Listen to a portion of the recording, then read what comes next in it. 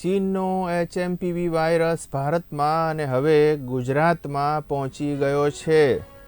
વાયરસને લઈને મહત્વના સમાચાર. HMPVનો કેસ નોંધાયો છે. ચાંદખેડાની ખાનગી હોસ્પિટલમાં બાળ દર્દી દાખલ હોવાની માહિતી મળી રહી છે. આરોગ્ય કમિશનરે અમદાવાદ સિવિલ હોસ્પિટલના કેસ વેરીફાઈ કરવા સૂચના આપી છે. અલબત્ત આરોગ્ય વિભાગે હજુ આ મામલે પુષ્ટિ કરી નથી, પરંતુ HMPV કેસનો પ્રથમ કેસ ચાંદખેડા અમદાવાદમાં નોંધાયો હોવાની માહિતી મળી રહી છે.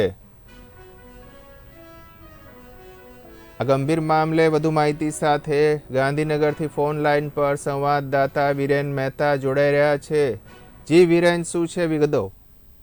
ચોક્કસ ગુજરાતમાં પણ HMPVનો જે પ્રથમ કેસ છે તે નોંધાવાની પ્રાથમિક માહિતી મળી રહી છે. એક બાળક છે 2 મહિનાનું છે, તેને આ વાયરસ સંક્રમિત કર્યું છે અને તેને લઈને આજે કહી શકાય કે આજે ગુજરાતમાં જે પરિસ્થિતિ સૌથી પહેલો કેસ અત્યારે નોંધવામાં આવ્યો છે. હજુ સરકારની વાત માનીએ તો આ જે 2 મહિનાનું જે બાળક છે HMPV જે વાયરસનું જે ભોગ બન્યું છે તેને લઈને હજુ સરકારે હજી કોઈ પુષ્ટિ કરી નથી. આરોગ્ય વિભાગ પણ તેની પુષ્ટિ કરતો નથી.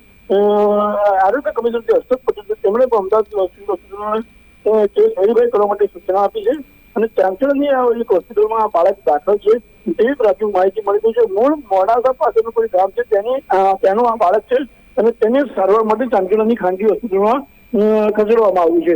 કહી શકાય કે આજે આજના દેશનો જે સૌથી પ્રથમ કેસ છે સવારે જે માલુમ પડ્યું હતું ત્યારબાદ બપોર સુધીમાં ગુજરાતમાં જે પ્રથમ કેસ છે તે બહાર આવ્યો છે.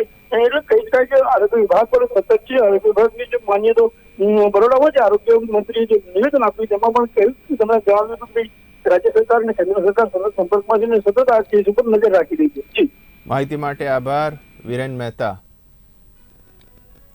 આરોગ્ય વિભાગે પુષ્ટિ કરી નથી, પરંતુ ગુજરાતના અમદાવાદમાં ચાંદખેડામાં HMPV કેસનો પ્રથમ કેસ નોંધાયો હોવાની વિગતો આવી રહી છે. બાળ દર્દીને હોસ્પિટલમાં દાખલ કરવામાં આવ્યો છે. સ્થિતિ પર મોનિટરિંગ રાખવામાં આવ્યું છે.